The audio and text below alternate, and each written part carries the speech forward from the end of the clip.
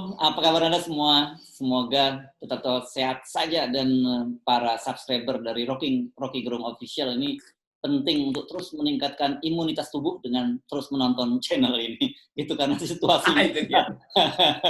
situasinya sudah semakin memburuk, resesi. Tetapi yang Anda juga mulai berhati-hati itu sekarang kalau Anda jalan di jalan-jalan, Anda harus bisa membedakan antara satpam dengan polisi. Karena seragamnya itu sekarang hampir sama dan katanya sih mau diberi pangkat juga. Gitu Bung Rocky yang saya baca nih. Tapi saya bingung itu panggilannya apa gitu. Dan nanti kalau ketemu di jalan kita pasti panggil apa? Dan atau apa gitu. Tapi ini meskipun lucu, tapi ini di komentari serius nih LBH Indonesia, LBH sudah mulai alma mater Anda juga nih LBH ini ya, sudah mulai berkomentar bahaya. Ya LBHI ya. Ya, dia LBHI ya. Ya karena ada keadaan di mana masyarakat merasa ada semacam kegelisahan mendasar. Polisi dianggap kurang mampu mengayomi. Bahkan lebih banyak kritik pada polisi hari-hari ini karena prestasinya yang merosot, karena terlalu sering bikin masalah tuh. Nah, tiba-tiba ada upaya untuk menyeragamkan satpam. Ya sebagai ide bagus aja tuh. Tapi kemudian konsekuensinya, betul tadi orang nggak bisa bedain mana polisi mana yang satpam. Padahal polisi itu adalah aparat negara, satpam adalah aparat korporasi. Kan satpam itu pegawai dari private securities. Jadi kita nggak ngerti kenapa polisi beri seragam di situ. Yang saya tahu adalah kalau seseorang diberi seragam dan diberi pangkat, itu untuk memompa kewibawaan. Nah, kalau orang ditrain di dalam wilayah itu, dia mesti ikut pendidikan panjang supaya kewibawaan itu tidak eksesif, tidak berubah menjadi keangkuhan. Nanti kewibawaan karena pangkat dan seragam itu bisa menghasilkan cekcok di jalan raya tuh. Akibatnya apa? Ya akibatnya orang mungkin anggap ini polisi nih, dan orang lagi kesel sama polisi, lalu cari gara-gara dengan si polisi, ternyata satpam gitu. Maka citra polisi yang hancur kan. Demikian sebaliknya tuh. Jadi kelihatannya Pak Kapolri tidak cukup melakukan analisis dan minta masukan dari pakar psikologi sosial, dari pakar antropologi untuk melihat efek atau membayangkan efek dari penyeragaman itu. Yang pertama tadi dari segi kedudukan institusional, bahwa satpam itu dibina di waktu latihan tentu oleh aparat resmi negara itu. Tapi dia bukan aparat negara. Itu poin pertama tadi. Nah, yang kedua tadi soal bagaimana nanti kalau ekses dari kewibawaan itu karena dikasih pangkat, dikasih seragam, itu berubah menjadi arogansi. Nah, itu soal yang akan jadi rumit tuh. Ya, ya. Itu pentingnya sebelum ada ide yang agak nyeleneh, coba bikin dulu analisis yang tertib supaya nggak berujung lagi seperti berita Presiden ingin 2 minggu resesi tidak terjadi. Emang bisa?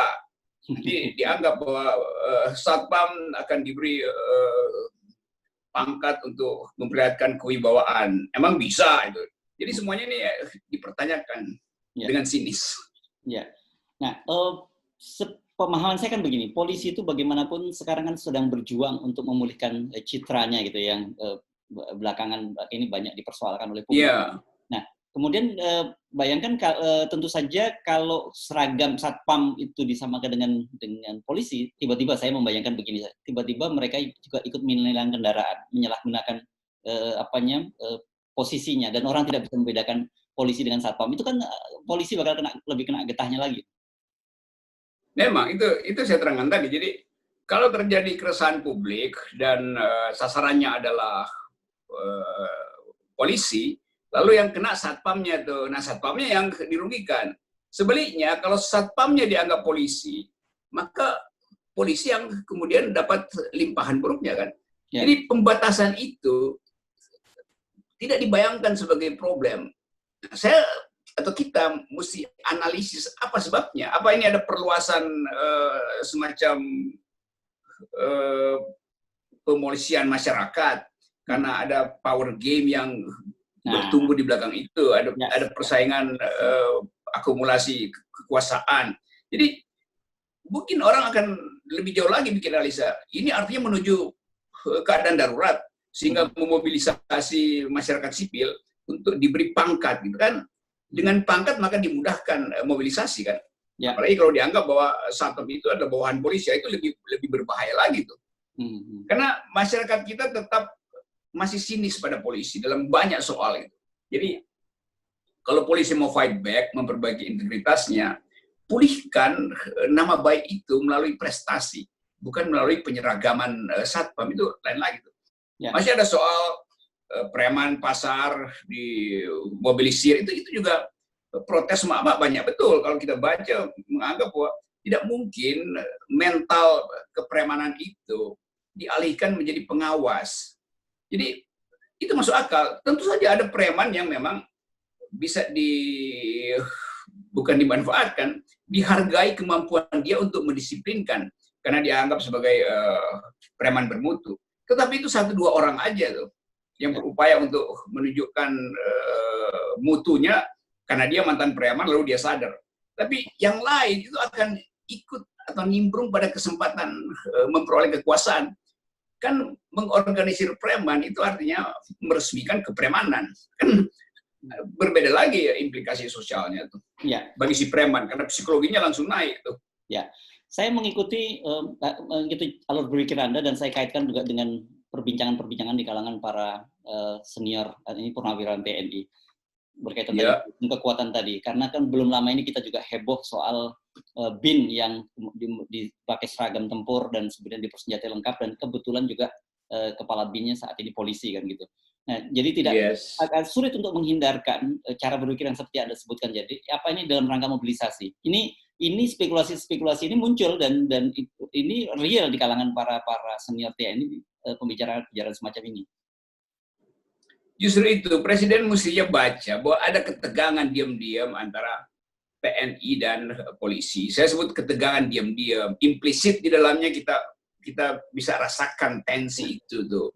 Nah sekarang Presiden tidak bicara apa-apa soal preman, soal BIN, diberi senjata, soal Satpam diberi hierarki,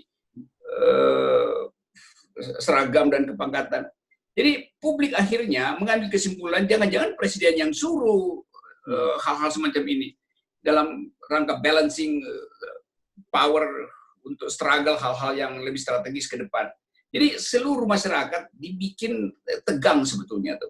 Karena nggak ada satu patokan untuk melihat bahwa keamanan itu sebetulnya dikoordinir oleh siapa gitu. Kalau polisi menganggap bahwa kita tidak cukup, karena itu kita perlu rekrut Satpam. Loh jangan Satpam, minta bantuan TNI kan. Kan ada tugas cadangan TNI untuk membantu kepolisian kan. Satpam biarkan dia mengurus bangunan-bangunan itu, mengawasi korporasinya di dalam sektor tertentu.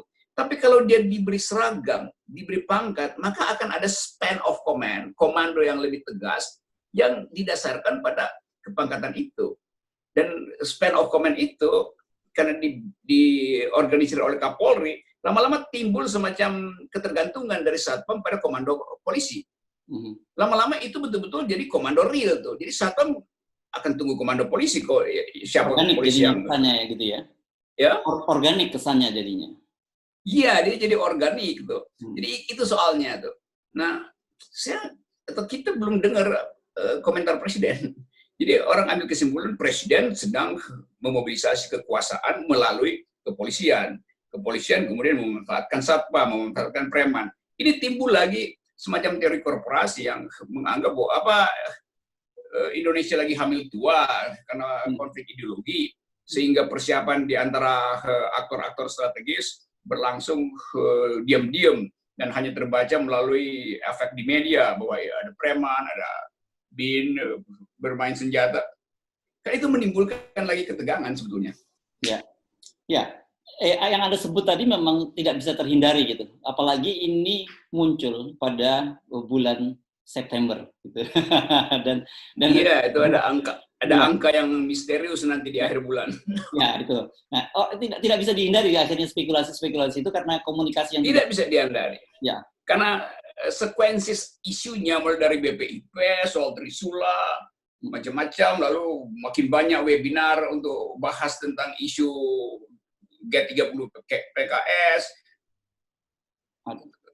G30 PKI, bukan PKS. Saya kebanyakan webinar sama PKS hari-hari. Jadi seluruh masyarakat lagi ditegangkan oleh isu itu, sehingga ya dengan akal yang sederhana masyarakat akan klik, akan sambungkan isu itu dengan kondisi pertentangan ideologi di masyarakat. Ya. Kan itu ujungnya tuh. Ya. Dan nah jangan lupa juga kemudian sekarang ini ada sejumlah ulama, ada beberapa ulama gitu yang dibacok oleh orang yang kebetulan orang gila. Tapi ada ya, itu. Nah ini spekulasi semacam ini saya kira nggak sehat ketika muncul kan, Bung Rocky. Ya, semakin banyak fenomena yang kemudian menghubungkan bahwa ada sesuatu yang sedang terjadi dan ada sesuatu yang sedang dipersiapkan. Ya. Itu semuanya tanda tanya, dan tanda tanya itu yang beredar di WA Group. Dalam bentuk meme, dalam bentuk kutipan, dalam bentuk penggalan-penggalan gambar yang muncul segala macam itu.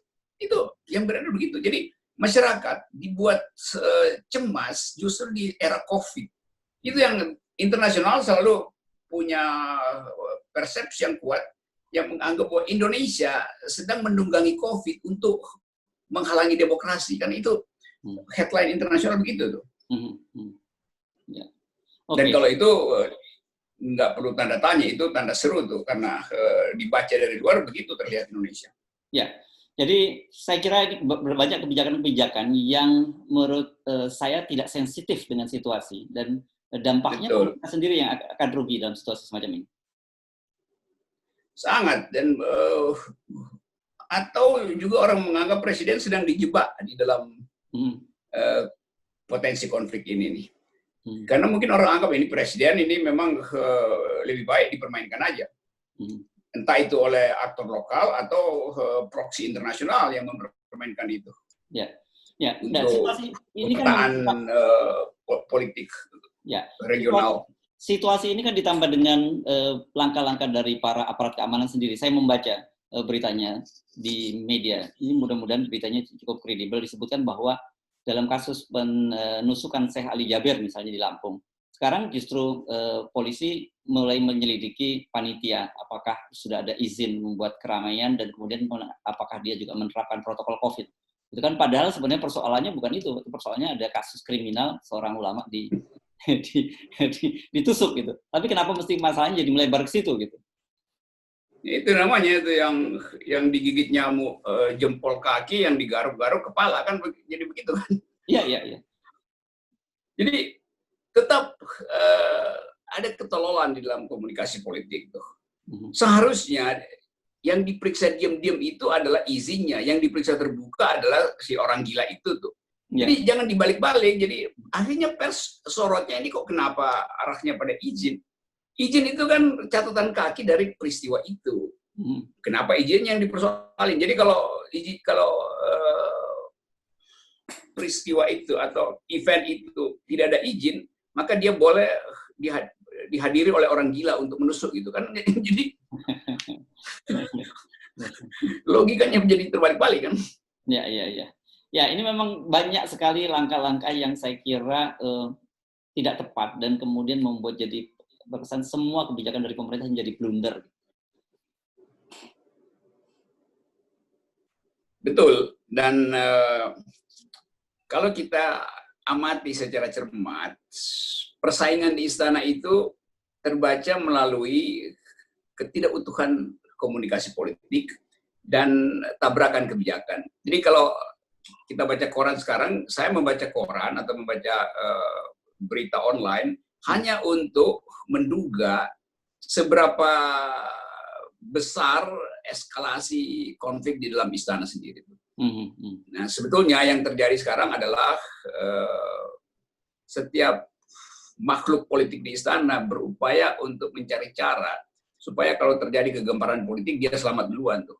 Jadi dia menumpang justru pada berbagai isu di publik, dan itu yang justru membahayakan demokrasi, membahayakan keakraban antar warga negara, membahayakan pertumbuhan ekonomi, itu yang jadi pertanda awal dari yang biasa disebut political decay. Pembusukan politik terbaca justru dari kontradiksi-kontradiksi yang dibuat oleh para pengambil kebijakan. Ya. Dan Anda, saya agak tahu rupanya Anda diam-diam selama ini jadi pengamat khusus istana, mengamati detik dari detik gitu kan. Selalu terjadi perubahan-perubahan yang menarik gitu setiap saat dari istana. Istana itu dengan mudah diamati karena sinyal buruknya itu lebih cepat beredar daripada sinyal baiknya tuh. Jadi kalau mau nyari keterangan tentang berapa lama daya tahan imunitas politik istana, itu dengan mudah kita tunggu aja presiden ngomong apa, itu berarti imunnya lagi menurun tuh. Karena orang dengan kalau imunitas politiknya tinggi, dia akan tidak banyak bicara, hati-hati mengeluarkan kalimat.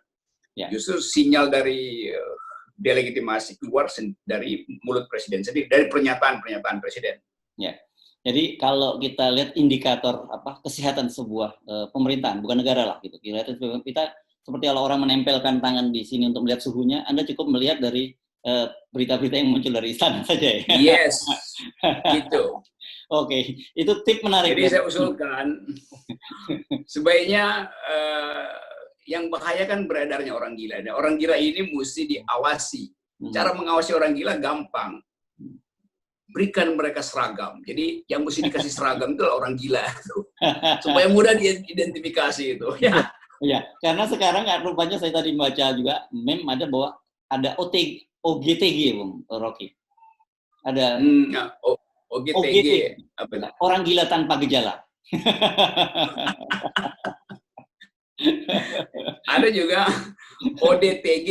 Apa itu? Orang dungu tanpa gejala. Itu lebih berbahaya lagi. Bahaya udah nih.